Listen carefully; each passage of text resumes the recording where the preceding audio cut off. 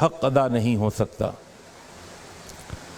حمد و ثنا کے بعد درود و سلام نازل ہوں دونوں جہانوں کے سردار پیغمبر آخر الزماں حضرت محمد مصطفیٰ صلی اللہ تعالی علیہ وآلہ وسلم کی ذات اقدس پر، جسد اقدس پر، روح اقدس پر بے شمار بے حد و حساب ان گنت لا تعداد کہ جنہیں اللہ تعالیٰ نے ساری کائنات کے لیے رہبر رہنما اور تمام جہان والوں کے لیے رحمت بنا کے بھیجا ہے۔ مختصر سی حمد و صلوات کے بعد قرآن مجید کی ایک آیت کریمہ آپ کے سامنے تلاوت کی ہے، جس میں اللہ تعالیٰ فرماتا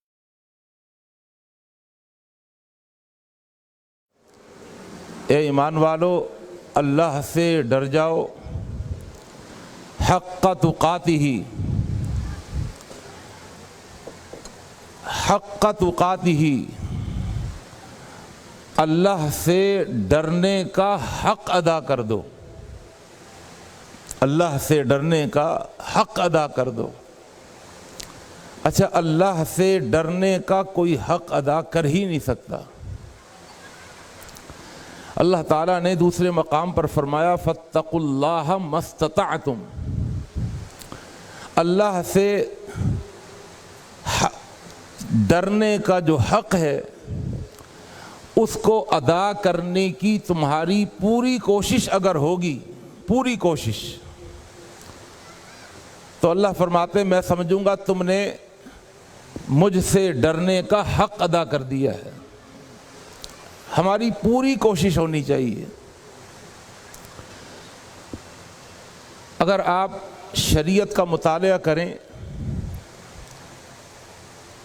تو ایک حیران کن بات آپ کو سمجھ میں آئے گی کہ جملہ عبادات، جتنی بھی عبادتیں ہیں، نماز، روزہ، زکوٰۃ، حج، عمرہ، قربانی، زکوٰۃ، صدقات، خیرات، یہ تہجد، یہ اعتکاف، یہ تراویحاں، جتنی بھی عبادات ہیں ان تمام عبادات کا مقصد ایک ہے۔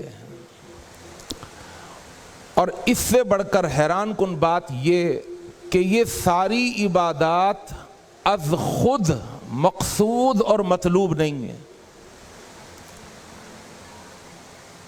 نماز بہت بڑی عبادت ہے لیکن وہ مقصود نہیں ہے۔ آپ نے نماز پڑھ لی، مقصود حاصل ہو گیا، ایسا نہیں ہے۔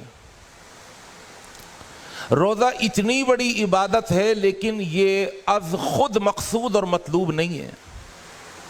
حج بہت بڑی عبادت ہے لیکن میں اللہ کی توفیق سے پروف کروں گا کہ حج اتنی بڑی عبادت ہونے کے باوجود از خود مقصود اور مطلوب نہیں ہے۔ بلکہ کیا ہے پھر یہ عبادات کیا ہیں؟ بہت توجہ فرمائیے گا، یہ عبادات ہمیں مقصود تک پہنچانے کا سبب، ذریعہ اور وسیلہ ہے۔ ان کے بغیر مقصود تک پہنچا نہیں جا سکتا، یہ ہو ہی نہیں سکتا کہ آپ ان کے بغیر مقصود تک پہنچ جائیں۔ یہ از خود منزل نہیں ہے بلکہ منزل تک پہنچانے کا سبب، ذریعہ اور وسیلہ ہیں، اور ایسا سبب، ذریعہ اور وسیلہ ہیں کہ ان کے بغیر منزل کا حصول ممکن ہی نہیں ہے۔ تو اسی لیے یہ عبادات کمپلسری ہیں۔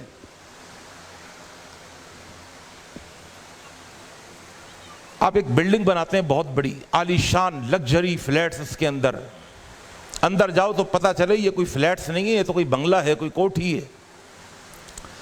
اگر کوئی شخص 50 منزلہ لگژری فلیٹس بنا دے لیکن اس کے اندر جو سیڑھیاں ہیں، جو اس کے اندر لفٹ ہے، وہ نہ بنائے، اس کے وہ لگژری فلیٹس وہ سیل آؤٹ ہو جائیں گے۔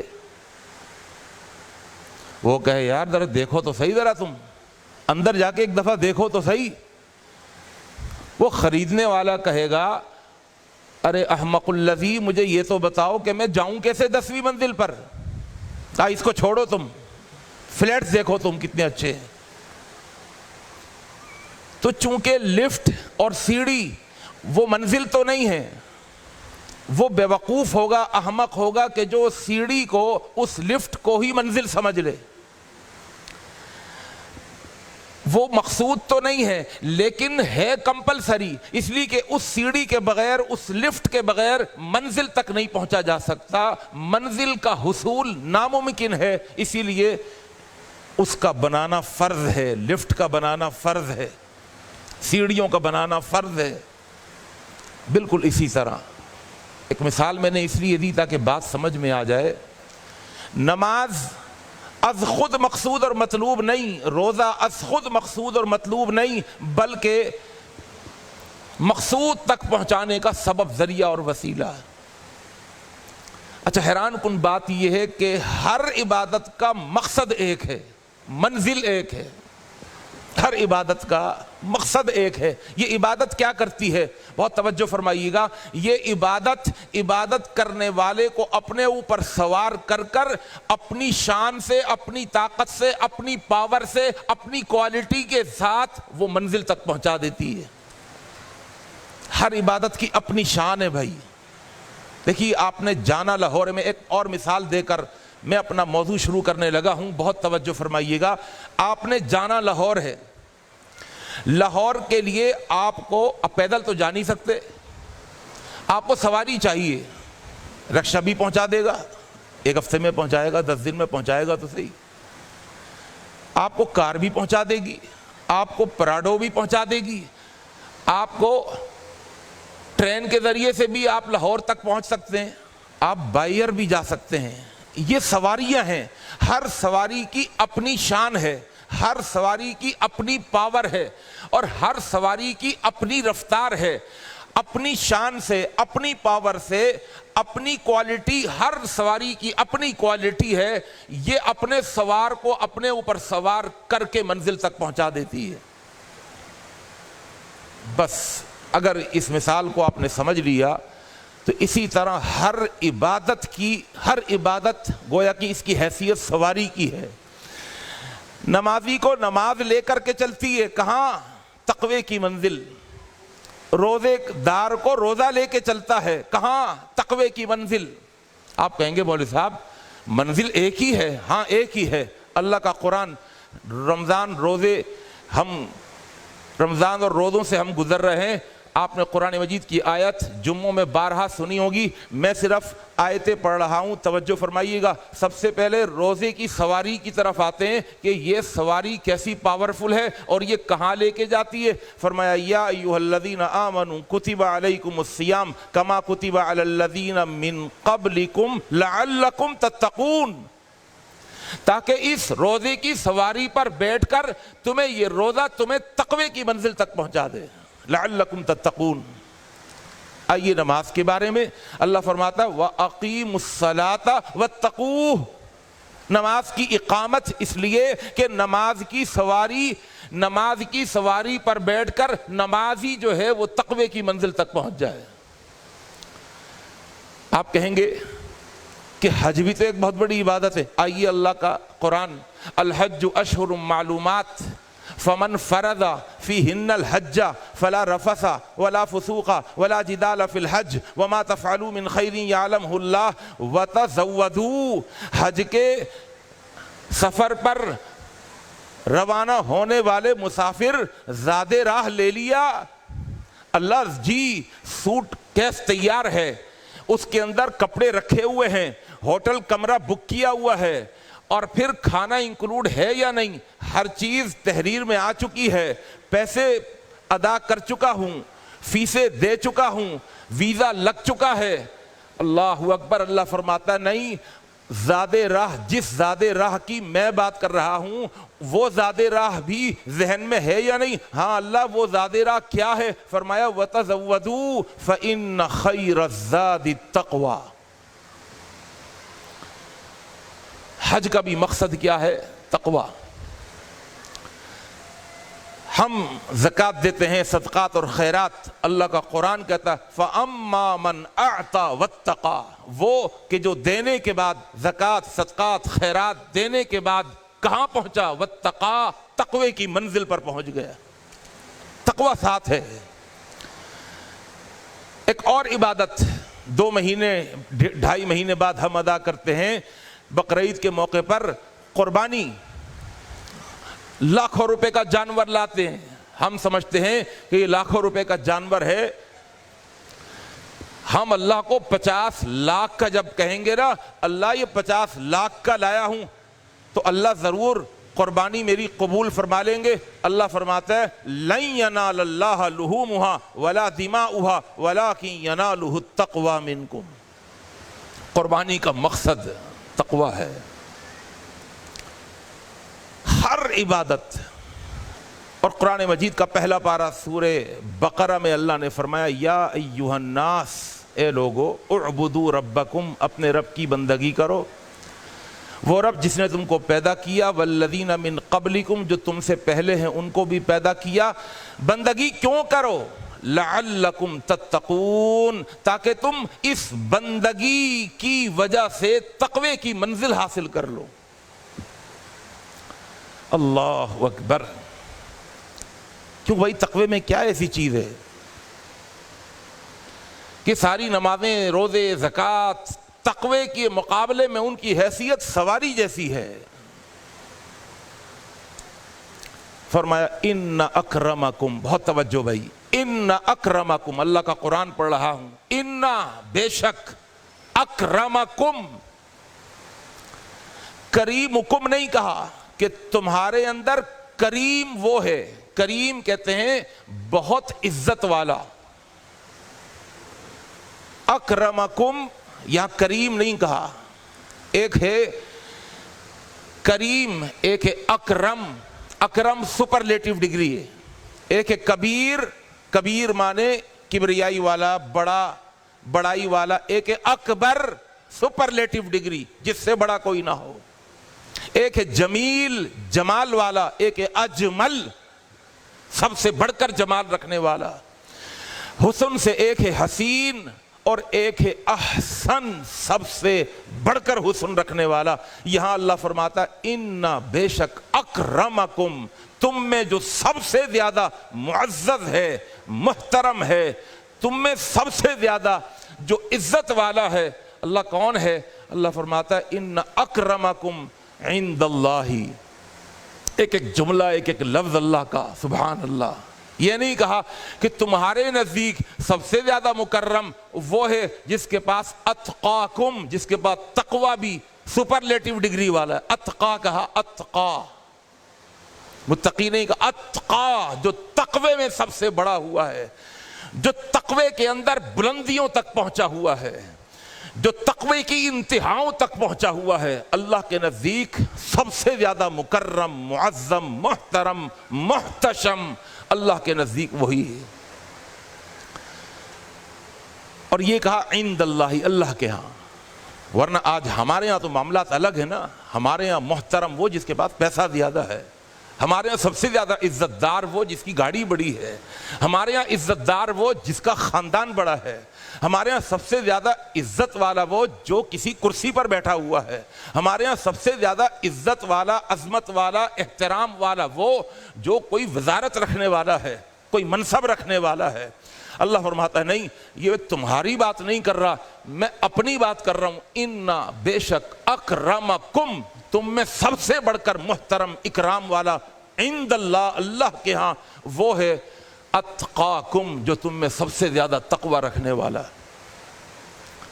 تقوی کیا چیز ہے؟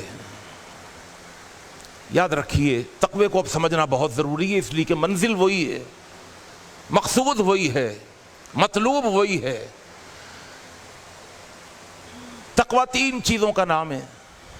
نمبر 1، اللہ سے ایک ہی وقت میں 3 چیزیں، ایک ہی وقت میں 3 چیزیں اگر حاصل ہو جائیں تو سمجھ لیجئے کہ تقوی آ گیا۔ اللہ ہم سب کو نصیب فرما دے۔ تقوی کے اندر سب سے پہلی چیز ہے ڈرنا، خوف کھانا۔ اگر آپ لوگ اجازت دیں تو میں یہ اصل میں چائے نہیں پی، اور آپ کو پتہ ہے کہ حلق جو ہے نا وہ میرا اصل میں خیر سے دن میں بھی درس تھا، اور اللہ قبول فرما لے ظہر سے پہلے بھی پھر ظہر کے بعد بھی مجھے چائے کی بڑی طلب تھی، لیکن یہاں ماشاءاللہ تراویحیں مکمل ہو گئیں تو میں ایک سپ لے لیتا ہوں، پھر بات آگے بڑھاتے ہیں۔ بسم اللہ۔ میں عرض یہ کر رہا تھا کہ تقوی کے اندر 3 معنی ہیں۔ نمبر 1 ڈرنا، نمبر 2 بچنا، نمبر 3 چلنا۔ سب سے پہلے ڈرنے کو سمجھ لیجئے۔ ڈرنا 2 طرح کا ہوتا ہے۔ ایک ہوتا ہے کسی خوفناک چیز سے ڈرنا، کسی ہیبت ناک، کسی وحشت ناک چیز سے ڈرنا، اس کو بھی ڈرنا کہتے ہیں۔ اللہ کوئی خوفناک چیز تو نہیں ہے نا بھائی۔ ان اللہ جمیل یحب الجمال، وہ تو رحمان ہیں، رحیم ہیں، وہ تو اپنی صفات کے ساتھ متصف ہیں، بڑی اعلیٰ صفات جمالی کے ساتھ، صفات جلالی کے ساتھ متصف ہیں۔ اللہ کوئی خوفناک چیز تو نہیں ہے، تو ڈرنا کون سا ہے؟ ڈرنا میں نے اسی لیے عرض کیا، آپ پوری توجہ کریں گے تو بات سمجھ میں آئے گی، اور اگر تھوڑی سی دیر کے لیے اگر ذہنی طور پر آپ غیر حاضر ہو گئے تو پھر یہ جو سلسلہ ہے یہ ٹوٹ جائے گا۔ تو اسی لیے میں عرض کر رہا ہوں کہ بہت توجہ فرمائیے گا۔ ڈرنا 2 طرح کا ہوتا ہے۔ ایک ہے ڈرنا کسی خوفناک چیز سے، یہ ڈرنا بھی تقوی کے اندر شامل ہے۔ آپ کہیں گے کس طرح؟ وہ اس طرح کہ اللہ تو بہت خوبصورت ہیں، لیکن اللہ کے عذاب خوبصورت نہیں ہے، وہ بڑے ہیبت ناک ہیں، وہ بڑے خوفناک ہیں، وہ بڑے دہشت ناک ہیں۔ تو ڈرنا یا تو اللہ کے عذابوں سے ڈرنا، صحیح ہے جی۔ اچھا ایک ڈرنا اور بھی ہے جو میں عرض کر رہا ہوں، یہ ڈرنا بڑا خوبصورت ڈرنا ہے۔ اللہ ہمیں دونوں ڈر نصیب فرما دے کہ ہم ایک ہی وقت میں اللہ کے عذابوں سے بھی ڈریں، اس لیے کہ بہت خوفناک ہیں، بڑے دہشتناک اور ہیبت ناک ہیں، اور ایک ہی وقت میں ہمارا دوسرا ڈرنا بھی ہو۔ وہ دوسرا ڈرنا بڑا خوبصورت ہے، ایک محب کا اپنے محبوب سے ڈرنا۔ عاشق کا لفظ نہیں کہہ رہا، پھر کوئی اعتراض کرے گا جی آپ عاشق اور معشوق کا ذکر کر رہے ہیں، یہ لفظ قرآن میں ہی نہیں ہے، صحیح ہے نا، لیکن سمجھ زیادہ آ جاتی ہے اگر میں یہ لفظ استعمال کر لیتا۔ میں عرض کر رہا ہوں ایک محب کا اپنے محبوب سے ڈرنا، ایک محبت کرنے والے کا اپنے محبوب سے ڈرنا۔ محبوب اس کا بہت بدصورت ہے کیا؟ بہت خوفناک ہے؟ نہیں نہیں، یہ ڈرنا اور ہی ڈرنا ہوتا ہے کہ وہ کہیں ناراض نہ ہو جائے، وہ کہیں خفا نہ ہو جائے، وہ کہیں روٹھ نہ جائے، وہ کہیں مجھے چھوڑ نہ دے، ہے نا ایسا؟ وہ مجھے کہیں چھوڑ نہ دے۔ جو ایک سچا محبت کرنے والا ہوتا ہے نا، اس کے اندر اپنے محبوب کا ایک ڈر ہوتا ہے۔ اب بہت توجہ فرمائیے گا، ایک آیت آپ کو سنا رہا ہوں، یہ آیت میرے ان جملوں کی تصدیق کرے گی۔ اللہ فرماتا ہے والذین آمنوا، اور وہ لوگ جو ایمان لائے ہیں، مرد بھی آ گئے عورتیں بھی آ گئیں، والذین، اور وہ لوگ آمنوا جو ایمان لائے ہیں، ان کی حالت کیا ہے اللہ سے محبت کے معاملے میں؟ فرمایا اشد حبا للہ۔ اللہ اکبر، میں قربان جاؤں اللہ کے اس جملے پر۔ اللہ نے فرمایا ایمان والے مجھ سے پتہ ہے محبت کس طرح کرتے ہیں۔ اللہ نے یہ نہیں فرمایا کہ والذین آمنوا، وہ جو ایمان والے ہیں، یحبون اللہ، وہ اللہ سے محبت کرتے ہیں۔ اللہ یہ نہیں فرماتا یہاں پر۔ اللہ یہ بھی نہیں فرماتا کہ والذین آمنوا شدید فی المحبہ، وہ اللہ سے محبت میں بڑے شدید واقع ہوئے ہیں۔ شدید آ رہی ہے بات سمجھ؟ شدت سے نکلا ہے، محبت میں بڑے شدید ہیں۔ میں نے عرض ابھی کیا تھا تھوڑی دیر پہلے کہ ایک سپرلیٹو ڈگری ہے، اشد، صحیح ہے نا؟ اشد، ایک ہے شدید اور ایک ہے اشد، شدید ترین۔ اللہ یہاں پر سپرلیٹو ڈگری استعمال کرتا ہے ایمان والوں کے لیے۔ اللہ فرماتے ہیں والذین آمنوا، وہ جو ایمان والے ہیں نا، وہ اللہ سے صرف محبت نہیں کرتے، وہ اللہ سے محبت میں صرف شدید نہیں ہوتے، بلکہ اشد حبا للہ، وہ اللہ سے محبت کے اندر ان کی محبت اشدیت کے درجے پر ہوتی ہے، شدید ترین ہوتے ہیں وہ اللہ کی محبت میں۔ اور جس کے سینے میں اللہ کی محبت اس انداز سے ہو، اشدیت کے درجے پر ہو، تو اس کو اپنے محبوب کے خفا ہونے کا اور ناراض ہونے کا کتنا ڈر ہوگا۔ یہ جو ڈر ہے نا، یہ بڑا خوبصورت ڈر ہے۔ اس کی میں تشریح آپ کے سامنے رکھ رہا تھا کہ یہ ڈر دو طرح کا ہے، ایک خوفناک چیز سے ڈرنا اور ایک اللہ کی محبت میں محبوب کی ناراضگی کا جو ڈر ہے، اس ڈر کے ساتھ اللہ سے ڈرنا، اور پھر اس ڈر کو سامنے رکھتے ہوئے ہر وہ کام کرنا جس سے محبوب راضی ہوتا ہو، اور ہر اس کام سے بچنا جس سے محبوب ناراض ہوتا ہو۔ میں تقوی کو اور کھولتا ہوں آپ کے سامنے تاکہ اچھے طریقے سے ہمیں پتہ چل جائے۔ ہمیں منزل کا تو پتہ ہونا چاہیے نا، جا کہاں رہے ہیں ان روزوں پر بیٹھ کر، ان نمازوں پر بیٹھ کر پہنچنا کہاں ہے، منزل کو تو سمجھیں۔ میں نے عرض کیا کہ تقوی میں 3 چیزیں ہیں: ڈرنا، اور یاد رکھیے صرف ڈرنے کو تقوی نہیں کہتے، صرف ڈرنے کو تقوی نہیں کہتے۔ یہ میں اپنی طرف سے بات نہیں کر رہا، اس لیے کہ اگر تقوی صرف خوف کا نام ہوتا تو شیطان متقی، شیطان کون ہے بھائی؟ متقی ہے۔ پھر آپ کہیں گے مولوی صاحب یہ الٹی سیدھی باتیں پہلی دفعہ سننے کو مل رہی ہیں۔ بھائی اللہ کا قرآن ترجمے کے ساتھ تو پڑھیے، اللہ کا قرآن گواہی دیتا ہے کہ شیطان اللہ سے ڈرتا ہے۔ اللہ کا قرآن کہتا ہے اللہ کا خوف اور اللہ کا ڈر شیطان کے اندر بھی ہے۔ آئیے میں آپ کو 2 مقام قرآن مجید کے سناؤں۔ اللہ فرماتا ہے وَإِذْ زَيَّنَ لَهُمُ الشَّيْطَانُ أَعْمَالَهُمْ فَقَالَ لَا غَالِبَ لَكُمُ الْيَوْمَ مِنَ النَّاسِ وَإِنِّي جَارٌ لَكُمْ۔ جب شیطان نے مزین کیا لوگوں کے لیے ان کے اعمال کو غزوہ بدر کے موقع پر، ایک طرف 313 مسلمان ہیں اور ایک طرف 1000 کا لشکر ہے۔ آپ نے غزوہ بدر کے بارے میں سنا ہے، میں تشریح نہیں کروں گا۔ اللہ نے آیتیں نازل فرمائیں۔ شیطان مشرکین مکہ کے پاس آیا اور کہنے لگا آج ان کو صفحہ ہستی سے مٹا دینا۔ تم 1000 کا لشکر ہو، وہ 313 ہیں، ان کے پاس صرف 2 گھوڑے ہیں، تمہارے پاس ہر سپاہی مسلح ہے، ان کے پاس چند تلواریں ہیں، یہاں پر اسلحے کا ڈھیر ہے، آج تم پر کوئی غالب نہیں آ سکتا۔ وَإِنِّي جَارٌ لَكُمْ، اور میں بھی علاقے کا چوہدری ہوں، میں تمہیں سپورٹ کروں گا پوری پوری۔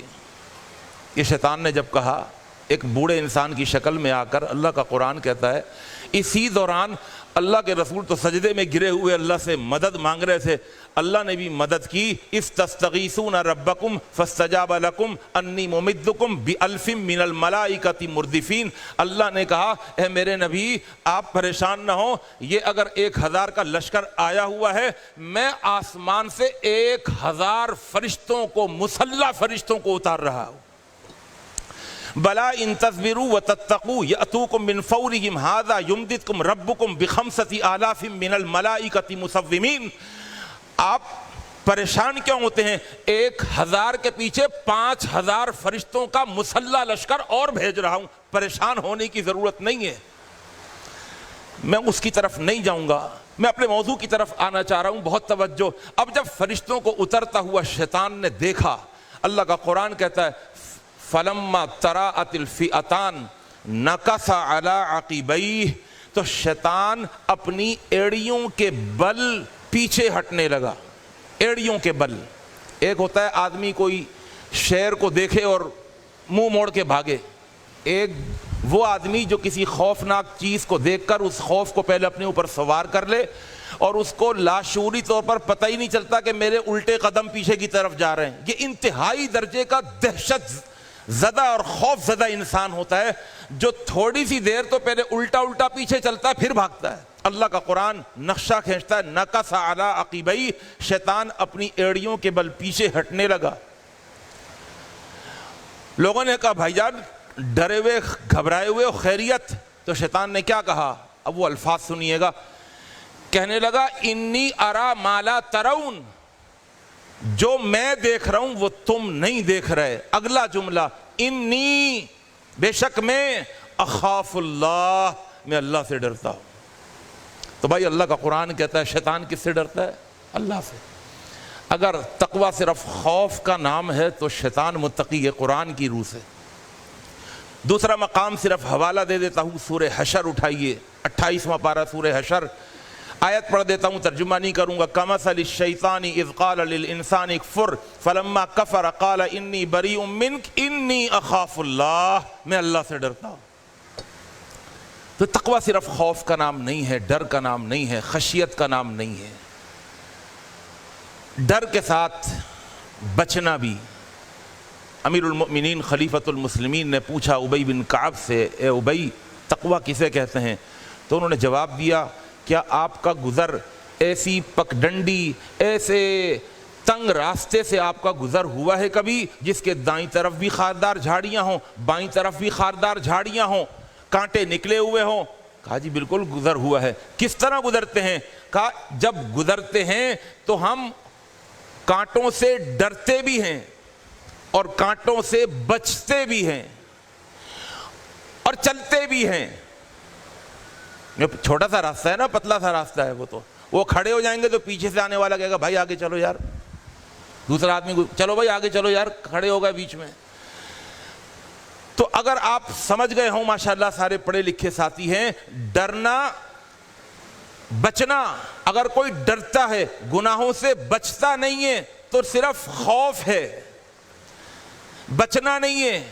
خوف اتنا ہو کہ وہ خوف آپ کو گناہوں سے بچا دے، اپنے خوف کو اتنا بڑھا لیں کہ وہ خوف گناہ سے بچا لے۔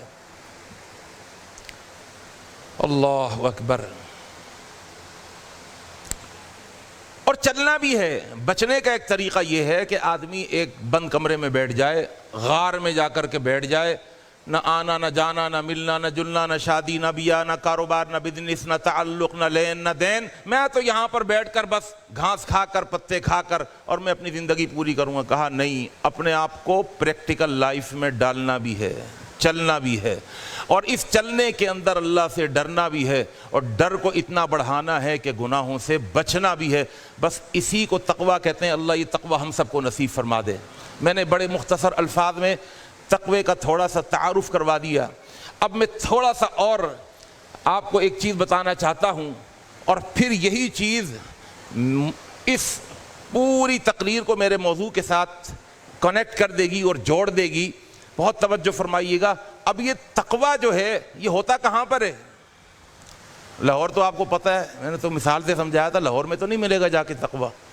کہیں اگر کوئی سمجھے کہ جی لاہور میں جانا ہے اور جا کے تقویٰ، نہیں، لاہور میں نہیں ہے تقویٰ۔ اللہ کے رسول صلی اللہ علیہ وسلم نے فرمایا التقوی ہا ہنا، التقوی ہا ہنا، التقوی ہا ہنا، واشار الی صدرہ، اور اللہ کے رسول نے 3 دفعہ فرمانے کے بعد آپ نے اشارہ کیا اپنے سینے کی طرف۔ پتہ یہ چلا کہ تقوی نہ پگڑی میں ہے، نہ ظاہری عبادت میں ہے۔ سمجھ لے اچھی طریقے سے، تقوی نظر آنے والی چیز نہیں ہے۔ تقوی ایک کوالٹی ہے، ایک صفت ہے جس سے ہمارا ظاہر متصف نہیں ہوتا، ہمارا باطن متصف ہوتا ہے۔ یہ ہمارے باطن کی صفت ہے۔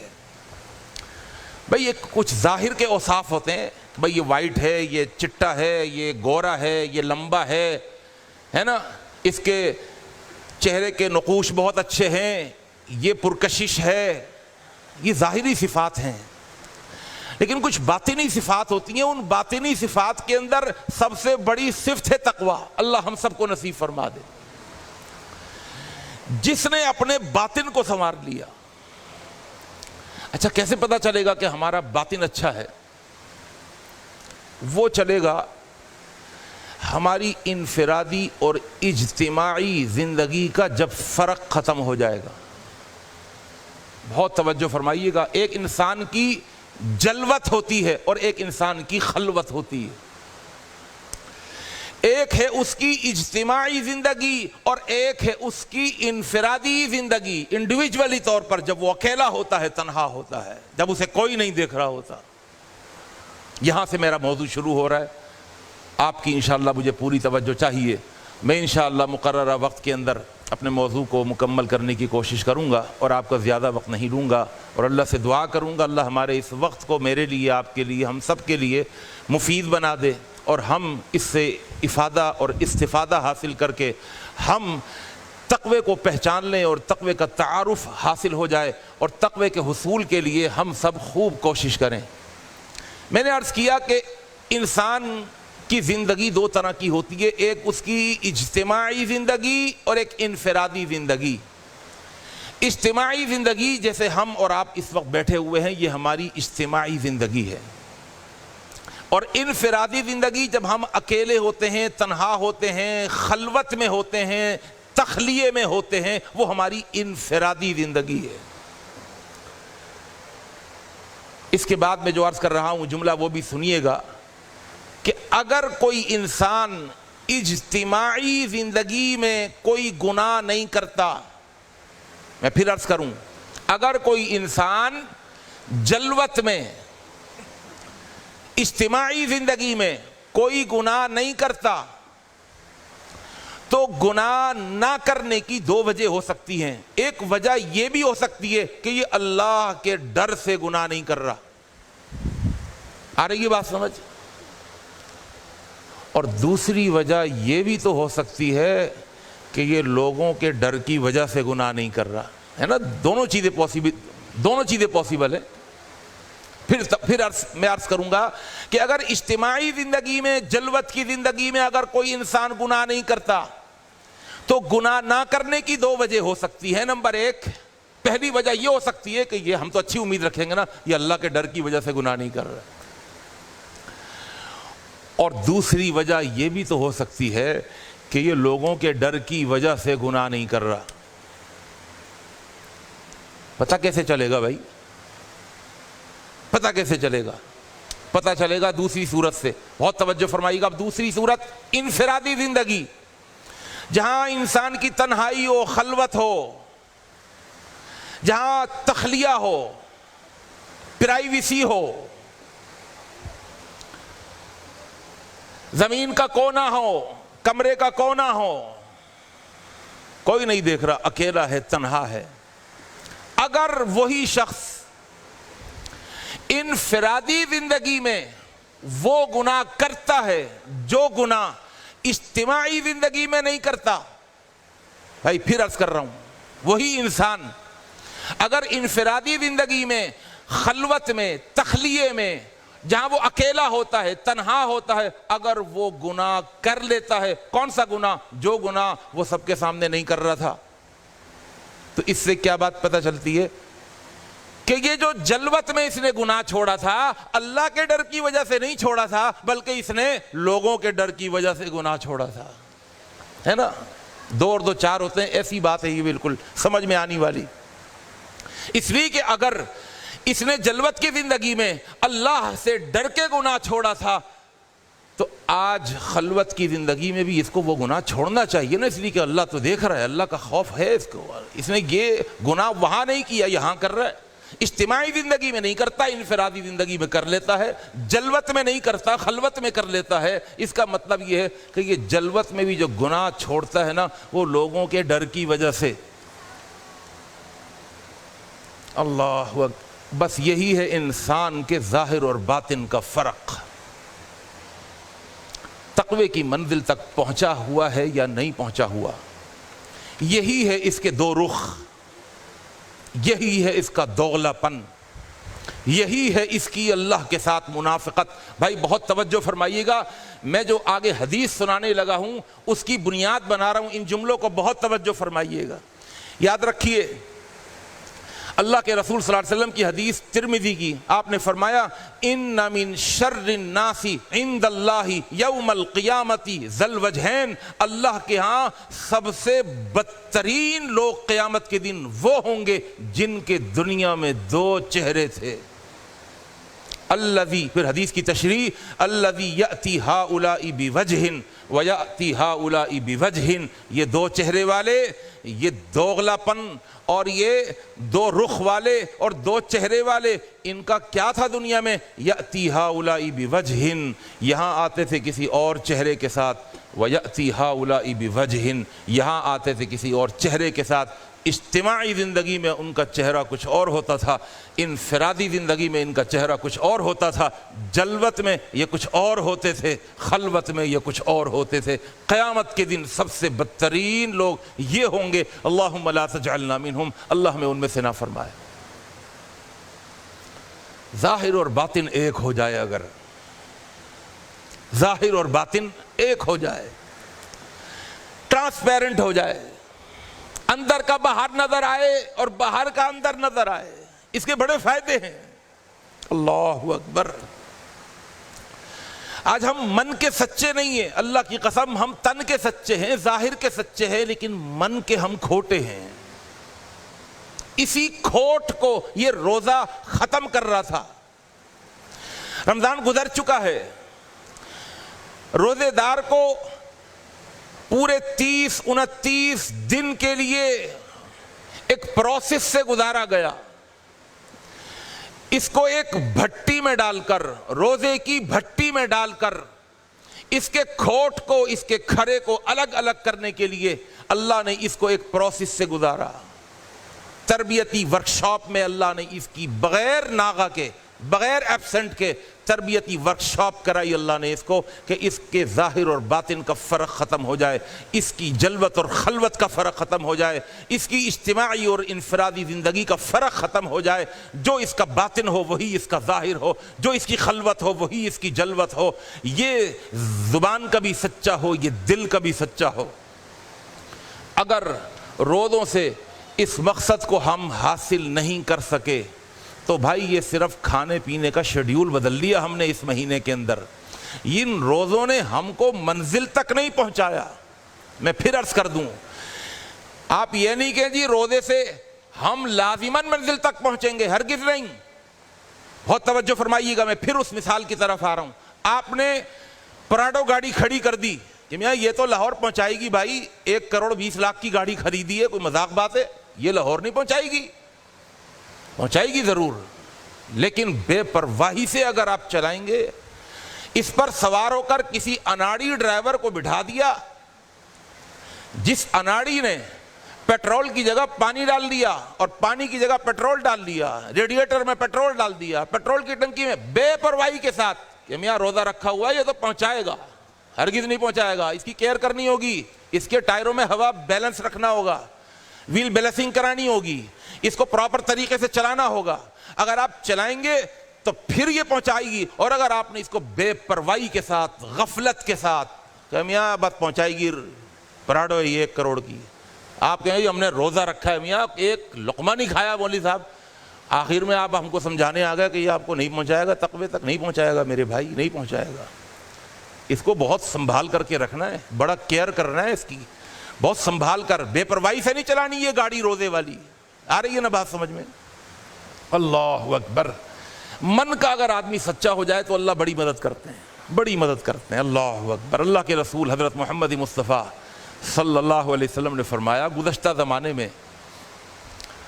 زمانے کے اندر ایک بیچارہ شخص سفر میں نکلا، دیار غیر میں گیا، سمندر کا سفر طے کر کے جب دوسرے شہر میں گیا، وہاں پہنچنے کے بعد اس کے ساتھ کوئی حادثہ ہو گیا، کوئی چوری ہو گئی یا ڈکیتی ہو گئی یا اس کا مال گم ہو گیا، وہ اتنا پریشان کہ اس کا والیٹ خالی، جیب خالی، اس کے پاس سفر کے بھی پیسے نہیں، تھا بڑا کاروباری آدمی، پیسے والا آدمی، غیرت تھی۔ اس زمانے میں کوئی موبائل فون تو تھے نہیں،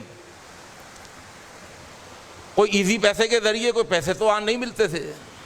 اس بیچارے نے کہا یار ایک ہی راستہ ہے کہ کوئی مجھے بھلا ماندہ مل جائے، میں اس کے پاس جا کے اس کو اپنی سچویشن بتاؤں، اس کے دل میں رحم آ جائے تو میں اس کو کچھ قرض لے لوں۔ سارا دن پھرتا رہا، اسے کوئی قرضہ دینے کے لیے تیار نہیں، اجنبی آدمی ہے بھائی۔ بیچارہ ساحل سمندر پر کھڑا ہوا تھا، اسے ایک شخص ٹکرایا، اس نے اس سے سلام دعا کری، اور سلام دعا کرنے کے بعد اس سے کہا میرے بھائی میرے ساتھ یہ حادثہ پیش آ گیا، میں سمندر کے اس پار رہتا ہوں، وہ میرا شہر، وہ میرا گاؤں ہے، آپ کہاں رہتے ہیں؟ بھائی میں یہاں رہتا ہوں، یہ میرا ایڈریس۔ بھائی مسئلہ یہ پیش آ گیا کہ مجھے اپنے گھر جانا ہے، واپس جانا ہے، میرے پاس پیسے نہیں، میرے ساتھ یہ حادثہ ہو گیا، میں منگتا نہیں ہوں، میں فقیر نہیں ہوں، ایک مہینے کے لیے مجھے قرضہ دے دو، تمہارا ایڈریس لکھ لیا، سمجھ لیا، میں تمہیں 1 مہینے میں قرضہ لوٹا دوں گا۔ اس کے دل میں اللہ نے ڈال دی بات کہ ہاں یہ سچا آدمی ہے۔ اس نے کہا بھائی ٹھیک ہے، لیکن مجھے بتاؤ کہ گارنٹی لے رہا ہے آپ کی کوئی؟ یہاں پر کسی کو جانتے ہیں؟ اس نے کہا بھائی یہاں پر ایک کے علاوہ مجھے کوئی نہیں جانتا، ایک ہے جو میری گارنٹی۔ کہا کافی ہے، بتاؤ کون ہے؟ کہنے لگا وَكَفَى بِاللَّهِ وَكِيلًا، میرا گارنٹیئر جو ہے نا وہ اللہ ہے، اس کے علاوہ مجھے یہاں کوئی نہیں جانتا۔ اگر اس کی گارنٹی مانتے ہو بھائی دے دو 1000 دینار۔ اس نے کہا اچھا بھائی کوئی گواہ تو لے آؤ، کوئی، میں اور تم کھڑے ہوئے ہیں، لین دین میں کوئی گواہ ہونا چاہیے۔ کہا کوئی گواہی نہیں دے گا، ایک ہی گواہی ہے۔ بھائی وہ کون سا گواہ ہے؟ کہا وَكَفَى بِاللَّهِ شَهِيدًا، ایک ہے وہ گواہی دے دے گا بس، میرے پاس گواہ بھی کوئی نہیں ہے اور میرے پاس گارنٹی دینے والا کوئی ضامن بھی کوئی نہیں ہے۔ اس کی گواہی مان لو، اس کی اگر گارنٹی مان لو، 1000 دینار دے دو، میں اسی جگہ پر لوٹا دوں گا، اسی جگہ ساحل سمندر پر، ٹھیک 1 مہینے کے بعد۔ اللہ اکبر۔ اللہ کے پیغمبر صلی اللہ علیہ وسلم فرماتے ہیں کہ اس نے 1000 دینار دے دی۔ یہ 1000 دینار لے کر چلا گیا، اور پھر جب وہ وقت آیا دینے کا اور لینے کا، 1 مہینہ جب گزرنے لگا، وہ ٹائم، وہ وقت آنے لگا جس ٹائم پر دینے والے نے قرضہ دینا تھا، لینے والے نے قرضہ لینا تھا، تو دونوں ساحل سمندر پر آ گئے، یہ لینے کے لیے وہ دینے کے لیے۔ لیکن فرق تھا، قرضہ واپس لوٹانے والا سمندر کے اس ساحل پر، اور قرضہ اپنا لینے والا وہ سمندر کے اس ساحل پر، اور بیچ میں سمندر، اور سمندر تو میلوں پر پھیلا ہوا ہے، ایک دوسرے کو دیکھ بھی نہیں سکتے۔ یہ انتظار میں کھڑا ہوا ہے، اللہ اکبر۔ یہ دیکھیے یہ کون تھا؟ یہ کہیں نہیں آیا، آپ اٹھا کے دیکھیں حدیث میں، وہ کوئی بہت بڑا اللہ کا ولی تھا، وہ نبی تھا، وہ پیغمبر تھا، وہ ہماری طرح آپ کی طرح ایک انسان تھا، من کا سچا تھا، اس کا ظاہر باطن ایک تھا۔ اور اللہ کی مدد دیکھیے، وہ آ کر ساحل سمندر پر کھڑا ہوا، انتظار کرتے کرتے اب کوئی کشتی مل جائے، کوئی جہاز مل جائے، کوئی سواری مل جائے، کوئی سواری نہیں ملی۔ شام تک کھڑا رہا، اللہ اکبر۔ اور وہ لینے والا بھی ساحل سمندر پر کھڑا رہا کہ یار دکھنے میں تو بڑا سچا آدمی تھا، اس کی گفتگو سے بھی اس کی سچائی نظر آتی تھی، وہ دے گا، وہ آئے گا، قرضہ لوٹائے گا، وہ جا نہیں رہا اور یہ بھی نہیں جا رہا، دونوں سمندر کے ساحل پر کھڑے ہوئے ہیں۔ اور اس کھڑے ہونے کو کون دیکھ رہا تھا بھائی؟ اللہ دیکھ رہا تھا، نہیں دیکھ رہا تھا؟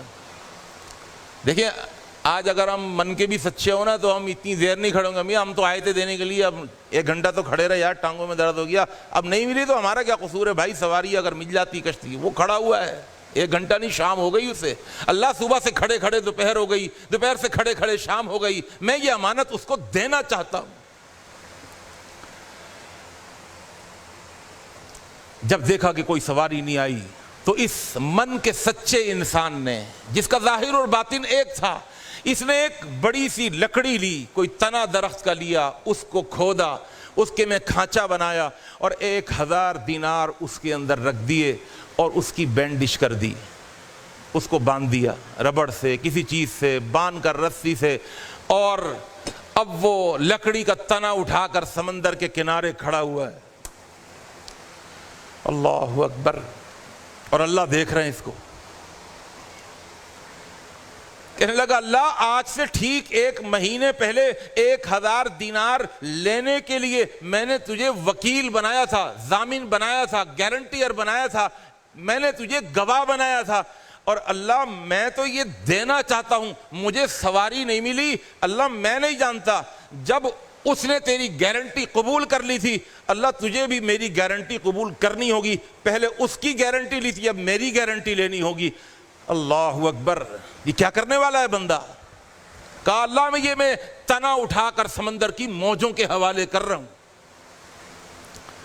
کیوں بھائی؟ کوئی خدشات نہیں ہوں گے اس کے دماغ میں؟ ہوں گے نا، کچھ خیالات ہوں گے، بہت سارے خدشات۔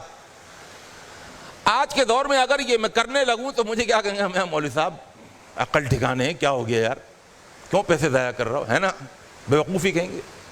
کوئی نہیں کہے گا, بیگم تو کہیں گی نا بھائی کوئی عقل والے مجھے ہی دے دو, عید آ رہی ہے سر پر, یہ سمندر میں پیسے پھینکنے کے لیے جا رہے ہو تو.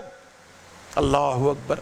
خدشات ہیں, خدشات کیا ہوں گے ذرا سا اپنے اوپر رکھ کے سوچئے. ایک خدشہ تو یہ ہوگا نا کہ یار یہ سمندر کی لہریں ہو سکتا ہے وہ ادھر کھڑا ہوا ہو اور لہریں وہاں پر پہنچا دیں. بھائی سمندر کا کوئی ساحل کوئی چھوٹا سا تو نہیں ہوتا, کسی کونے میں جا کر کے وہ پہنچ جائے گا, وہ وہیں کھڑا ہوا ہوگا کونے میں. وہ ساحل کی کون سی پٹی پر, ساحل کے کون سی جگہ پر, کون سے خطے پر کھڑا ہوا ہوگا, اللہ مجھے نہیں معلوم. ایک خدشہ یہ بھی ہو سکتا ہے نا, ہو سکتا ہے وہ لینے نہ آیا ہو.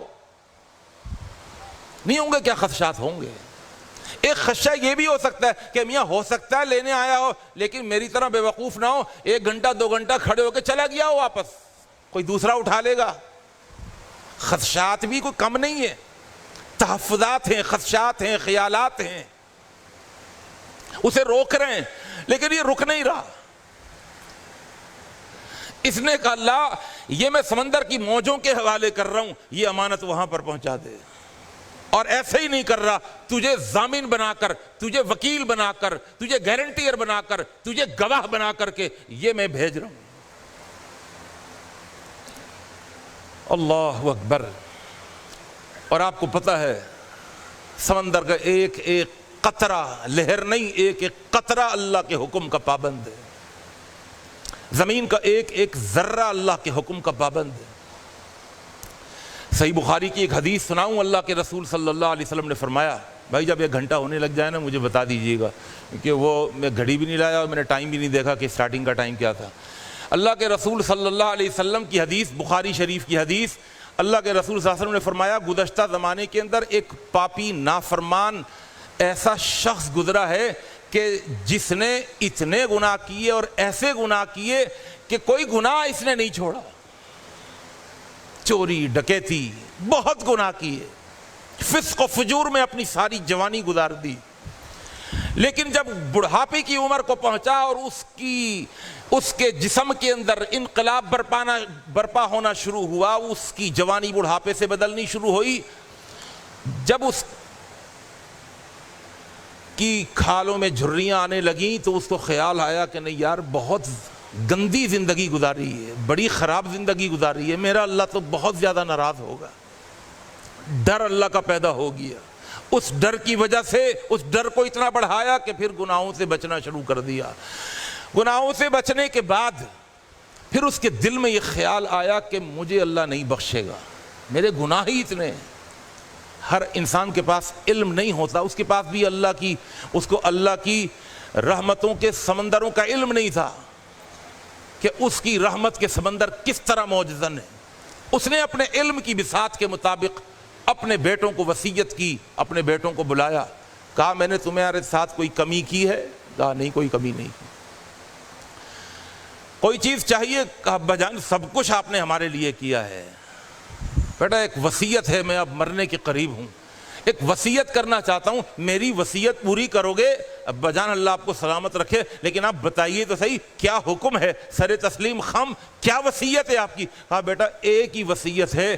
ابا جان کیا وصیت؟ کہا وصیت یہ ہے کہ جب میں مر جاؤں تو مرنے کے بعد میری لاش کو جلا دینا, میری لاش کو جلا دینا. اور میری لاش کو جلانے کے بعد بیٹا ایک کام اور ہے, اتنا جلانا کہ میری لاش کوئلے میں بدل جائے, پھر ان کوئلوں کو بھی جلانا. اور آپ کو پتہ ہے کوئلہ بھی ایک ٹھوس چیز ہوتی ہے, اس کے اندر آکسیجن ہوتی ہے, وہ بھی جلتا ہے. کوئلے کو اتنا جلانا کہ وہ کوئلہ راکھ میں تبدیل ہو جائے. اور جب میری لاش کوئلے کے بعد راکھ کی شکل اختیار کر لے تو اس راکھ کو اٹھا کر اس کو اور پیسنا, اتنا پیسنا کہ وہ پاؤڈر بن جائے. اور بیٹا پھر ایک آخری حصہ باقی ہے وصیت کا کہ پھر اس راکھ کو سنبھال کر کے رکھنا. بڑی عجیب و غریب وصیت. بیٹا انتظار کرنا, جس دن تند و تیز باولی ہوائیں چلیں طوفانی ہواؤں چلیں، ہوائیں چلیں اور ہواؤں کے تھپیڑے ہوں، اس وقت میری اس راکھ کو لے جانا اور سمندر کے ساحل پر کھڑے ہو کر میری راکھ کا کچھ حصہ ہواؤں میں اڑا دینا اور ہواؤں کے اندر وہ ذرات منتشر ہو جائیں اور میری خاک کا کچھ حصہ سمندر کے پانی میں ڈالنا کہ وہ ذرات پانی کے اندر جذب ہو کر وہ پانی بن جائیں اور میرا وجود یکسر ختم ہو جائے۔ صحیح بخاری کی حدیث، اللہ کے رسول صلی اللہ علیہ وسلم نے فرمایا اس کے مرنے کے بعد اس کی اولاد نے ایسا ہی کیا۔ کیوں؟ اس نے یہ وصیت کیوں کی؟ اولاد نے سوال کیا، ابا جان آخری اور بتا دیں یہ وصیت کیوں کر رہے ہیں؟ کہا بیٹا سنو پھر، لئن قدرنی اللہ علی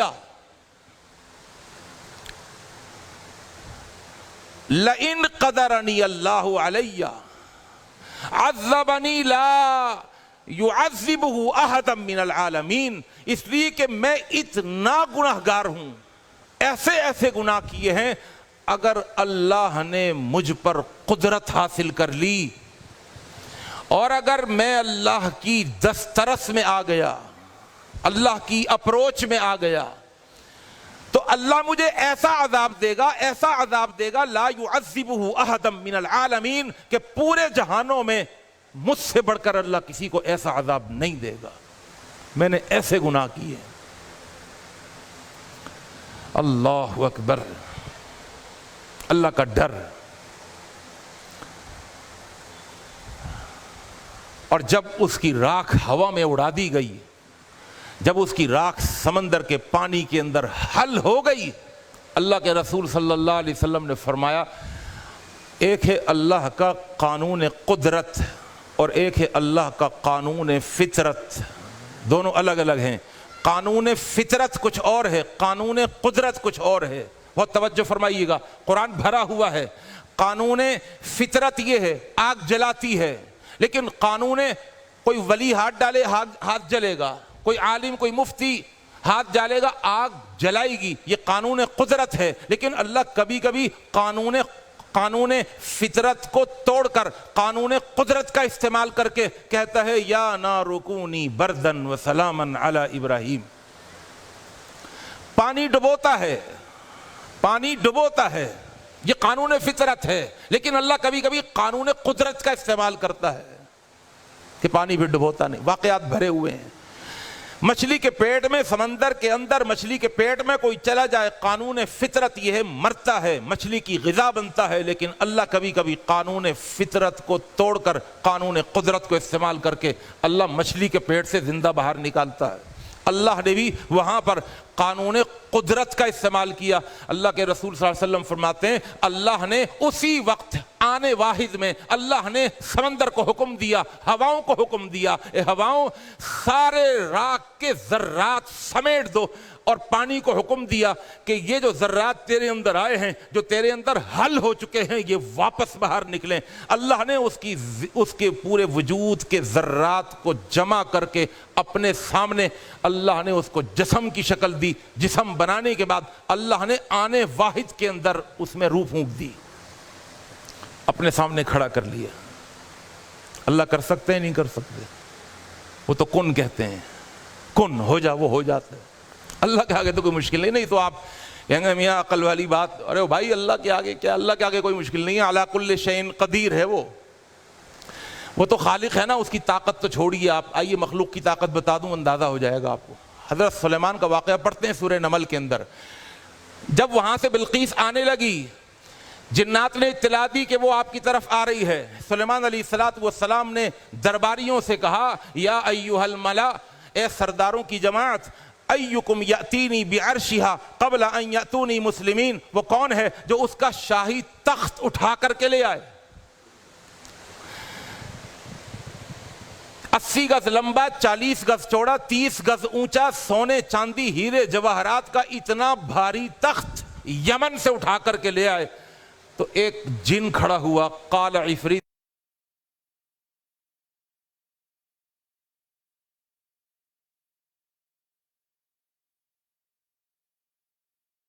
تقوم من مقامک، آپ دربار برخاست بعد میں کریں گے، میں تخت پہلے لے آؤں گا۔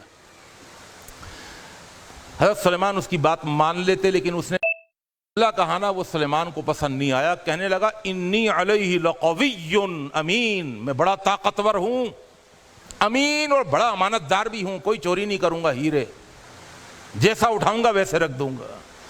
سلیمان علیہ السلام نے کہا نہیں میاں، بہت دیر سے لے کر آ رہا ہوں، مجھے تو اس سے بھی جلدی چاہیے۔ کون ہے؟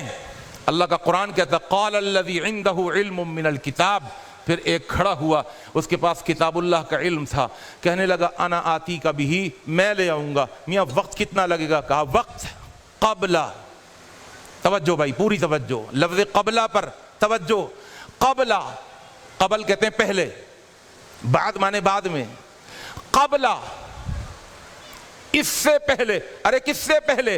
ان یرتد الیک طرفک، آپ پل کے جھپکنے میں دیر لگا دیں گے، جو وقت پل کے جھپکنے میں لگتا ہے، چشمے زدن میں لگتا ہے، آنکھیں بند کر کے کھولنے میں لگتا ہے، میں اس وقت سے بھی پہلے لے آؤں گا۔ کوئی مذاق بات ہے؟ یہ اللہ کا قرآن ہے، کوئی قصہ کہانی نہیں ہے بزرگوں کا، فلانے بزرگ یہ کہہ رہے تھے، یہ اللہ کا قرآن ہے۔ چشمے زدن میں لے آؤں گا نہیں، پل کے جھپکنے میں جو وقت لگتا ہے اس وقت میں نہیں، اس سے بھی پہلے لے آؤں گا۔ اب اس سے پہلے ہم کوئی اندازہ لگا سکتے ہیں کہ کتنا وقت پہلے لے آئے گا بھائی؟ اور اللہ کا قرآن کہتا فلما رآہ مستقرا عندہ، چشمے زدن میں تخت حاضر ہو گیا۔ سلیمان نے کہا بھائی آخر لائے کیسے؟ قالا، کتاب اللہ کا علم تھا، قالا کہنے لگا ھذا من فضل ربی، یہ میرے رب کا فضل ہے، میری کوئی طاقت نہیں۔ تو مخلوق میں اتنی طاقت ہے، خالق میں کتنی طاقت ہوگی؟ اللہ کے رسول صلی اللہ علیہ وسلم فرماتے ہیں کہ اللہ نے چشمے زدن سے بھی پہلے اس کا پورا وجود سالم اپنے سامنے کھڑا کر کے اس میں جان ڈال کے اللہ نے اس سے ایک سوال کیا، لما صنعت ھذا، کیوں کیا تو نے؟ بھائی بہت توجہ، سوال اس لیے نہیں کہ اللہ کو پتہ نہیں تھا کیوں کیا، سوال اس لیے نہیں کہ اللہ کو پتہ نہیں تھا، پتہ تھا، اس لیے کہ تاکہ میں اور آپ سنیں اس واقعے کو۔ لما صنعت ھذا، کیوں کیا؟ اس نے بھی ایک ہی جواب دیا، اس نے کہا مخافتک یا رب، اللہ تیرے ڈر کی وجہ سے، تیرے ڈر کی وجہ سے میں نے یہ کام کیا۔ حالانکہ اس نے پتہ ہی کیا کیا تھا؟ ایک تو ساری زندگی گناہ، پلس مرتے وقت اللہ کی قدرت کا انکار۔ آ رہی ہے بات سمجھ میں؟ اللہ کی قدرت کا انکار ہی کیا نا، اس نے کہا میں ایسا کام کرتا ہوں اللہ کی قدرت سے باہر ہو جاؤں گا، اللہ کی طاقت سے باہر ہو جاؤں گا، اللہ کی اپروچ سے، اللہ کی دسترس سے باہر نکل جاؤں گا، وہ مجھے پکڑے گا تو پھر سزا دے گا نا، میں اس کی پکڑ میں ہی نہیں آؤں گا، میں اس کی قدرت سے نکلوں گا۔ تو اللہ کی قدرت کا انکار کیا، اس کے باوجود اللہ نے اس کے ڈر کو دیکھ کر اللہ نے اس کو پھر فرمایا اے میرے بندے، تجھے پتہ بھی ہے میں نے تیرے اس ڈر کو تیری زندگی بھر کے گناہوں کا کفارہ بنا کر تجھے جنتی بنا دی۔ یہ شخص سمندر کی موجوں کے حوالے کر دیتا ہے وہ لکڑی اور کہتا ہے اللہ تو ضامن ہے۔ اللہ کے رسول صلی اللہ علیہ وسلم فرماتے ہیں شام کے وقت جب وہ لینے والا مایوسی کے ساتھ واپس جا رہا تھا کہ بھائی وہ تو آیا نہیں، کیا وجہ ہو گئی؟ تو جب وہ واپس جانے لگا تو اسے ایک لکڑی پڑی ہوئی ملی، لکڑی ملی پڑی ہوئی۔ اس نے کہا یار یہ کیسی لکڑی ہے اور عجیب و غریب رسیاں بندھی ہوئی ہیں، خیریت؟ اب جو اٹھایا اس نے کہا چلو گھر لے کے چلوں، سکھا کے آگ جلانے کے کام آئے گی۔ گھر گیا، اب جو رسیاں بل کھولتا ہے کھانچے میں سے 1000 دینار، سمجھ تو گیا، کچھ سمجھ تو آ گئی ہوگی نا، لینے گیا تھا 1000 دینار اور لے کر آیا ہے 1000 دینار، کچھ تو اس کی سمجھ آ گئی، اس لیے کہ یہ بھی نیک آدمی تھا، یہ بھی نیک تھا، اس لیے کہ اس نے دے دیے پیسے اس کو، نیک کو نیک سمجھتا ہے۔ بھائی ڈاکٹر کو جانتا ہے، انجینئر کو جانتا ہے، اور میں بتا دوں مولوی کو جانتا ہے، صحیح ہے نا؟ اللہ اکبر، اس لیے دے دیے تھے۔ من کا سچا وہ بھی تھا، اس لیے دے دیے تھے، اسی کے لیول کا تھا، میں ایسا ہی نہیں کہہ رہا اسی کے لیول کا تھا، حدیث کا آخری حصہ بتاتا ہے یہ دونوں ایک ہی لیول کے تھے، اس لیے ایک دوسرے کو سمجھ رہے تھے، ایک نے دے دیا اور دوسرے نے لے لیا۔ 1000 دینار اس کے پاس آ گئے، یہ خوش الحمدللہ کچھ سمجھ تو گیا۔ کچھ عرصے کے بعد اب وہ شخص جس نے سمندر کی موجوں کے حوالے 1000 دینار دیے تھے وہ پھر آ گیا 1000 دینار لے کر۔ اللہ اکبر، اللہ نے کیسی مدد کی اس کی، ہے نا، پہنچا دی امانت، اس لیے کہ جو اندر تھا وہ باہر تھا، جو من میں تھا وہی تن میں تھا، جو باطن میں تھا وہی ظاہر میں تھا، جو روح میں تھا وہی جسم میں تھا، وہ ظاہر اور باطن کا فرق ختم کر چکا تھا، اللہ نے بھی اس کی مدد کی۔ آج ہم ظاہر اور باطن کا فرق اگر ختم کر لیں، ہم بھی اگر من کے سچے بن جائیں تو اللہ مدد کرے گا۔ ہم من کے سچے نہیں ہوتے، ہم فون پہ کہہ رہے تھے کل مل جائیں گے انشاءاللہ پیسے، اور کہتے ہوئے بھی ہمارے اندر کیا ہوتا ہے، من میں کیا ہوتا ہے، ابے آج ٹال رہا ہوں پھر تجھے بے وقوف، اب کون دے گا تجھے، اندر سے ہمارا ظاہر باطن ایک نہیں ہوتا۔ جب یہ اللہ فرماتا ہے یا ایھا الذین آمنوا، اے ایمان والو، لما تقولون ما لا تفعلون، وہ کہتے کیوں ہو جو کرتے نہیں ہو، کبر مقتا عند اللہ ان تقولوا ما لا تفعلون، اللہ کے ہاں یہ بہت بڑا جرم ہے، کہو کچھ کرو کچھ، قول و عمل کا تضاد بہت بڑا گناہ ہے۔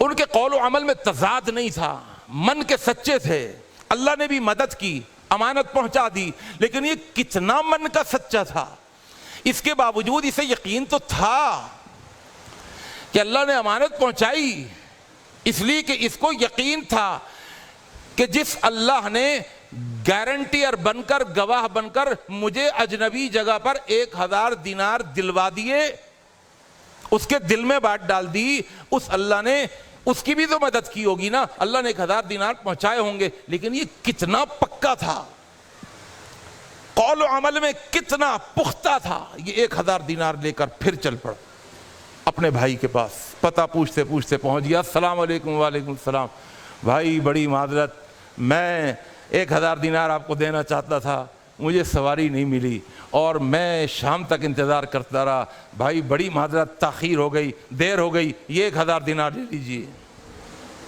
آج کے دور کا کوئی ہوتا، ہاں نہیں کوئی بات نہیں بھائی، کوئی بات نہیں، دیر سویر ہو ہی جاتی ہے، کوئی مسئلہ نہیں، کوئی بات نہیں، آ گئے۔ اللہ اکبر، دوسرا بھی من کا سچا تھا، کہنے لگا میرے بھائی یہ تو بتا، شام تک انتظار کرتے کرتے کچھ کیا تھا تو نے کہا یار ایک کام کیا تھا، بھائی کیا کام؟ کہا میں نے ایک لکڑی لے کر 1000 دینار رکھ کے نا اللہ کو ضامن اور گواہ بنا کر میں نے سمندر کی موجوں کے حوالے کر دیے تھے۔ کہنے لگا بھائی اللہ نے وہ امانت مجھے پہنچا دی، یہ 1000 دینار اپنے پاس رکھ۔ میرے دوستو، میرے بزرگوں، اگر ان روزوں کے ذریعے اگر ہمارا من نہیں دھل سکا، ایمان کی چادر جو گناہوں سے آلودہ ہے، اگر اس چادر کو ہمارے روزوں سے ہم پاک صاف نہیں کر سکے، پاکیزہ نہیں بنا سکے، اگر ہمارے اندر من کے اندر وہی نفرتیں، وہی عداوتیں، وہی کدورتیں، وہی دشمنیاں، وہی بغض، وہی حسد، وہی اختلافات، افتراق، انتشار اسی طرح بھرا ہوا ہے، میرے بھائی رمضان 98% جا چکا ہے، 98% اندر کی صفائی ہوئی یا نہیں ہوئی، 1% بھی اگر نہیں ہوئی تو یاد رکھیے گا ان روزوں کا کوئی فائدہ نہیں ہوا، اس پراڈو سواری نے ہمیں منزل تک نہیں پہنچایا، اس کی جو ریکوائرمنٹ تھی ہم نے اس کی ریکوائرمنٹ کو پورا نہیں کیا، اس کے تقاضوں کو پورا نہیں کیا، ہم اس کے گاڑی اچھی ہے لیکن گاڑی کا ڈرائیور اچھا نہیں ہے، روزہ اچھا ہے روزے دار اچھا نہیں ہے، کارتوس بہت اچھا ہے، چلانے والی بندوق کا قصور ہے، گلی سڑی ہوئی ہے، اسپرنگ ٹوٹے ہوئے ہیں، یا کارتوس چل نہیں رہا ہو بھائی، چلے گا کیسے؟ چلانے والی بندوق بھی تو ہونی چاہیے۔ آخری حدیث سن کر، وقت بھی ہو گیا جی، اچھا جی ایک اور حدیث سنانی تھی بڑی اہم، انشاءاللہ پھر اللہ توفیق دیں گے پھر عرض کروں گا، اگر ساتھی اجازت دیں تو ایک حدیث سنا دوں، رہی جائے گی بعد میں بھی سوچتا رہوں گا، سنائی دیتا، اللہ آپ کو جزائے خیر عطا فرمائے، اللہ آپ کے وقت میں برکت عطا فرمائے۔ دیکھیے ترغیب و ترہیب کی حدیث ہے، اور علامہ ناصر الدین البانی السلسلۃ الاحادیث الصحیحہ میں بھی اس حدیث کو لے کر کے آئے ہیں۔ یہ اصل میں ظاہری اور باطنی اور انفرادی اور اجتماعی زندگی کا فرق بتانے کے لیے یہ حدیث ہے۔ اس کا سمجھنا بہت ضروری ہے، اس لیے سنا رہا ہوں، بہت اہم حدیث ہے۔ اللہ کے رسول صلی اللہ علیہ وسلم نے فرمایا ہے میرے صحابہ، انی لأعلم اقواما من امتی، میں اپنی امت کے کچھ لوگوں کو جانتا ہوں، اللہ نے بتا دیا مجھے، یؤتون یوم القیامتی، جو قیامت کے دن آئیں گے میرے پاس، باعمالی امثالی جبالی تہامۃ بیضاء، اور وہ جو میری امت کے لوگ ہوں گے وہ بڑے دیندار، بڑے عبادت گزار، بڑے نمازی، بڑے روزے دار، حاجی، ذکر اللہ کرنے والے اور اعتکاف کرنے والے اور بڑی نیکیاں کرنے والے ہوں گے۔ ان کی جو نیکیاں ہوں گی نا چھوٹی موٹی نہیں ہوں گی، بلکہ اللہ کے رسول نے فرمایا ان کی نیکیاں ایسی ہوں گی باعمالی امثالی جبالی تہامۃ بیضاء، مکہ کے پہاڑوں کے برابر، مکہ پورا پہاڑی علاقہ ہے، مکہ کے پہاڑوں کے برابر ان کی نیکیاں ہوں گی، کل قیامت کے دن اللہ کی بارگاہ میں آئیں گے۔ اور جب وہ نیکیوں کے ساتھ آئیں گے کہ اب ہم جنت میں جائیں گے، اللہ تعالیٰ ان کی پہاڑوں جیسی نیکیوں کو لے گا، فَجَعَلْنَاهُ هَبَاءً مَنْثُورًا، اللہ تعالیٰ ان نیکیوں کو جو پہاڑوں جیسا وزن رکھتی ہوں گی، اللہ پھونک مار کے ایسے اڑا دے گا جیسے پھونک کے ذریعے، ہوا کے ذریعے ریت کے ذرے اڑ جاتے ہیں، یعنی وہ پہاڑوں جیسی نیکیاں ریت کے ذروں کے برابر ثابت ہوں گی۔ نمازیں اڑ گئیں، روزے اڑ گئے، زکاتیں اڑ گئیں، حج اڑ گئے۔ اللہ کے رسول صلی اللہ علیہ وسلم نے جب یہ حدیث سنائی کہ اتنے بڑے بڑے نیکوکار لوگ، حاجی، نمازی، علامۃ الدہر اور مفتیان کرام اور بڑے بڑے نیکوکار، روزے دار، حاجی، نمازی، اتنی نیکیاں لائیں گے اور سب کی سب اڑا دی جائیں گی، تو صحابہ نے سوال کیا، اے اللہ کے رسول صفہم لنا، ایک روایت میں آتا ہے جلیہم، ان کو بتائیے ہمیں وہ کون سے امتی ہوں گے، ان امتیوں کا کون سا ایسا گناہ ہوگا جس گناہ کی پاداش میں ساری نیکیاں برباد ہو جائیں گی، جس گناہ کی پاداش میں ساری نیکیاں برباد ہو جائیں گی۔ دیکھیں نا، ایک من دودھ ہو، اس کے اندر اگر وہ دودھ پھٹ جائے، اب کہیں گے بھائی ہوا تھا، نہیں تھوڑا سا اتنا سا جو ہے نا وہ سالن سڑا ہوا تھا، وہ بچے کے ہاتھ سے گر گیا اندر، ہے نا، تو پتہ چلا اس کی وجہ سے دودھ سڑا ہے۔ صحابہ نے کہا اللہ کے رسول وہ گناہ تو بتائیے کہ اتنے نیکوکار لوگ اور ان کے کسی ایک گناہ کی وجہ سے ان کے سارے عمل نیک برباد ہو گئے، جلہم لنا لکی لا نکون منہم، تاکہ ہمیں پتہ چل جائے اور ہم ان لوگوں میں سے نہ ہوں۔ اللہ کے رسول صلی اللہ علیہ وسلم نے جو فرمایا، اب ان کو بتا رہے ہیں وہ کون امتی ہوں گے۔ آپ نے فرمایا اما انہم من جلدہم، وہ تمہارے ہی طرح کے لوگ ہوں گے، وہ تمہارے ہی طرح کے نمازی ہوں گے۔ حدیث کا دوسرا جملہ آپ نے فرمایا یقومون کما تقوم، وہ راتوں کو تہجد پڑھتے ہوں گے جس طرح تم تہجد پڑھتے ہو۔ میں ذمہ دار ہوں ان الفاظ کا، یقومون کما تقوم، وہ اس طرح رات کو تہجد پڑھتے ہوں گے جس طرح تم تہجد پڑھتے ہو۔ اللہ کے رسول تہجد گزار بھی ہوں گے پھر بھی نیکیاں برباد ہو جائیں گی؟ فرمایا ہاں۔ اللہ اکبر، کیا گناہ تھا ان کا، کون سی لغزش ہو گئی، کون سی خطا ہو گئی؟ کہا ان کی لغزش، ان کی خطا یہ ہے کہ جب وہ اجتماعی زندگی میں ہوتے تھے تو وہ گناہ نہیں کرتے تھے، بہت توجہ فرمائیے گا، جب وہ جلوت میں ہوتے تھے، جب ان کا ظاہر آمنے سامنے ہوتا تھا لوگوں کے، تو وہ گناہ نہیں کرتے تھے۔ حدیث کا دوسرا جملہ، آخری جملہ، تقریر کا بھی آخری جملہ، وَلَكِنَّهُمْ قَوْمٌ اِذَا خَلَوْا بِمَحَارِمِ اللَّهِ انتہکوها، ان کا جرم یہ تھا کہ جو گناہ وہ اجتماعی زندگی میں نہیں کرتے تھے، جب وہ تنہائی میں جاتے تھے، وَإِذَا خَلَوْا، جب خلوت میں جاتے، تنہائی میں جاتے اور انفرادی زندگی میں ہوتے، انتہکوها، اللہ کی حرام کردہ چیزوں کے اندر گھس جاتے تھے۔ ان کا ظاہر اور باطن ایک نہیں تھا، ان کے دو چہرے تھے. اللہ ہمیں دو چہروں والا نہ بنا. آزمایا اللہ آزماتا ہے کہ بغیر دیکھے تنہائی میں کون ڈرتا ہے. دیکھیں نا, روزہ یہی تو کوالٹی ہمارے اندر پیدا کرتا ہے نا. روزہ کیا کرتا ہے؟ یہی کوالٹی پیدا کرتا ہے کہ ہمیں کوئی نہیں دیکھ رہا ہوتا, ہم چاہیں تو پیٹ بھر کے کھا لیں, ہم چاہیں تو ہم سیراب ہو کے پی لیں, اور کسی کو پتہ چلے گا نہیں, پتہ چلے گا. بلکہ چھوڑیے, جب وضو کرتا ہے روزے دار تو اللہ فرشتوں سے کہتا ہے دیکھو میرے اس بندے کو, حلق میں کانٹے پڑے ہوئے ہیں, اتنی دور سے چل کے آیا ہے, دوپہری کا وقت ہے, ظہر کی نماز ہے, وضو کر رہا ہے, اس نے دیکھو پانی کا چلو منہ میں بھی ڈال لیا. ڈالتے ہی نہیں ڈالتے؟ کیوں جی, اپنی ایمان سے بتائیے, آدھا چلو اندر آدھا باہر, کسی کو پتہ چلے گا؟ سوال ہی پیدا نہیں ہوتا. لیکن یہ روزے دار کیا کرتا ہے, خواہ خواہ کر کے ایک آخری قطرہ بھی باہر تھوکتا ہے. ارے بھائی کیوں یار, وہ حلق میں نہ چلا جائے, روزہ میرا. ارے کون دیکھ رہا ہے؟ وہ کہتا ہے یار کوئی نہیں دیکھ رہا, جس کے لیے رکھا ہے نا وہ دیکھ رہا ہے. اچھا, تھوڑا سا نماز میں بھی ہوتا ہے یہ کہ بندے کو احساس ہوتا ہے. دیکھیں, اگر بندہ نماز میں اگر بغیر وضو کے نماز پڑھنا چاہے, پتہ چلتا ہے کسی کو؟ لوگ کہیں گے بھائی وضو کر کے ہی پڑھ رہے ہوں گے. لیکن آدمی اس سے کہو یار بغیر وضو کے پڑھ رہے ہوں, کہا نہیں یار قبول نہیں ہوگا. کون دیکھ رہا ہے؟ ہاں یار وہ دیکھ رہا ہے, جس کے لیے پڑھ رہا ہوں نا وہ دیکھ رہا ہے. سجدے میں جا کر اگر کوئی ایک دفعہ بھی سبحان ربی الاعلیٰ نہ کہے, کسی کو پتہ چلتا ہے؟ اس سے کہو یار کیوں پڑھ رہا ہے, ایسے ہی اٹھ جاؤ. کہتا نہیں یار, جس کے لیے سجدہ کیا ہوا نا اس کو پتہ چل رہا ہے, اس کی نگاہوں کے سامنے. کسی کو پتہ چلے نہ چلے, اس کو پتہ چلے گا. روزہ بھی یہی کوالٹی, یہی شعور, یہی احساس ہمارے اندر پیدا کرتا ہے.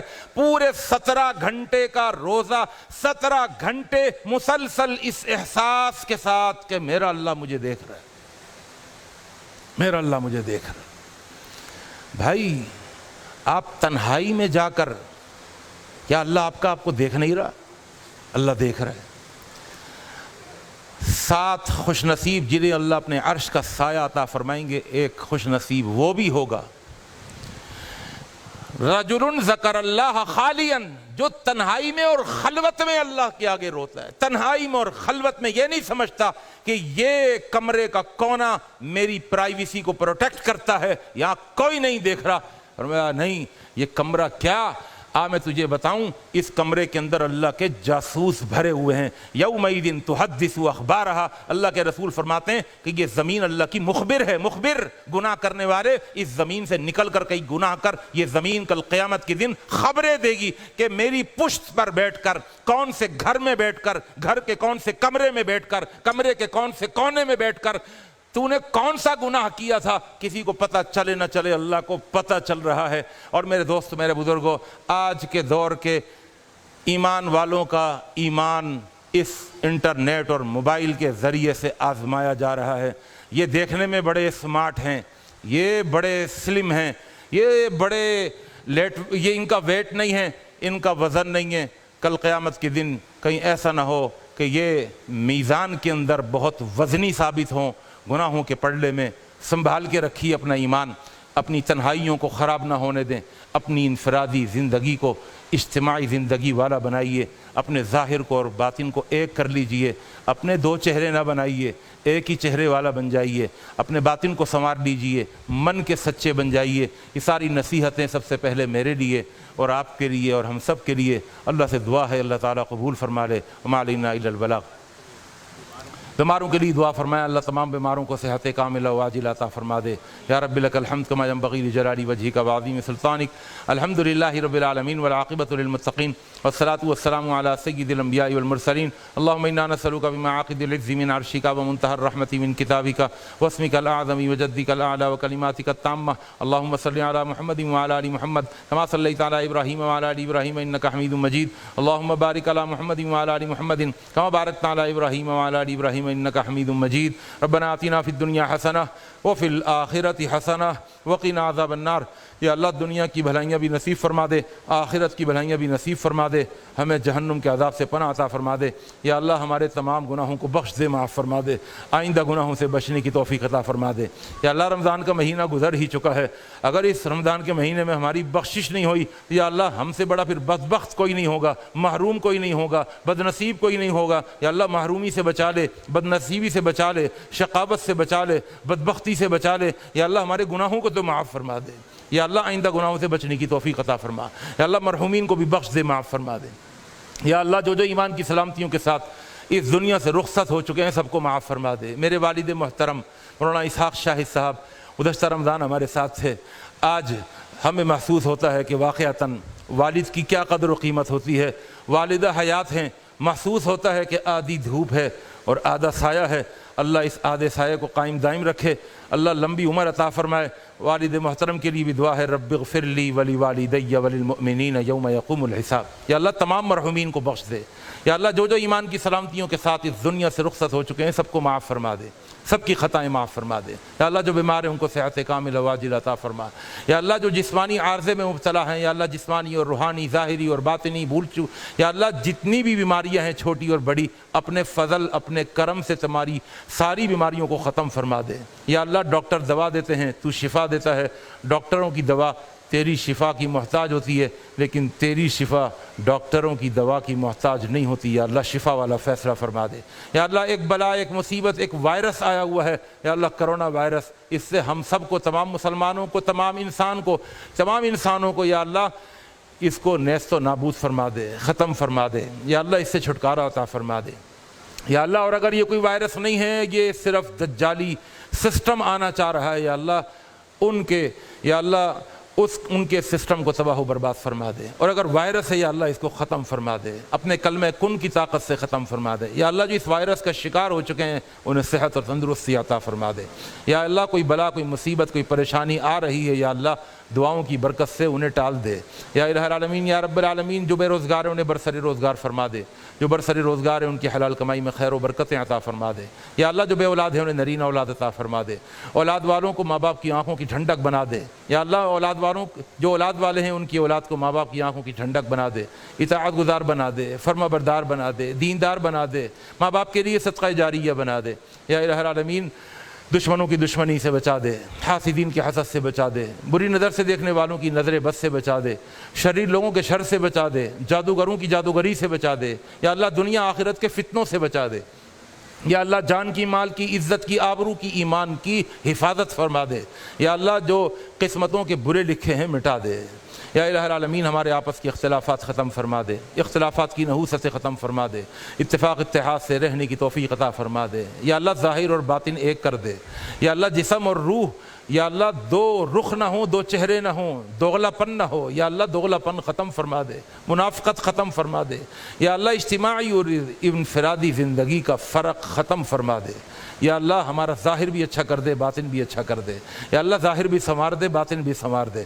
یا الہ العالمین، یا رب العالمین جو کچھ سنا اور سنایا ہے، یا اللہ میں تو تیری توفیق سے کان تک پہنچا سکتا ہوں، دلوں کی عمیق گہرائیوں میں پہنچانا تیرا کام ہے۔ یا اللہ اسے دل کی عمیق گہرائیوں میں جگہ عطا فرما دے۔ یا اللہ اپنی بارگاہ میں قبول فرما لے۔ یا اللہ اپنی بارگاہ میں قبول فرما لے۔ یا اللہ اپنی بارگاہ میں قبول فرما لے۔ یا اللہ جو بچے بچیاں رشتوں کے لیے بیٹھے ہوئے ہیں ان کے اچھے اور مناسب رشتے بھیج دے۔ یا اللہ جو بچے اور بچیاں بیائے ہوئے ہیں ان اپنے گھروں کا چین اور سکون عطا فرما دے۔ ربنا تقبل منا انک انت السمیع العلیم وتب علینا انک انت التواب الرحیم وصلی اللہ وبارک علی نبینا محمد وعلی آلہ وصحبہ وسلم والحمد للہ رب العالمین۔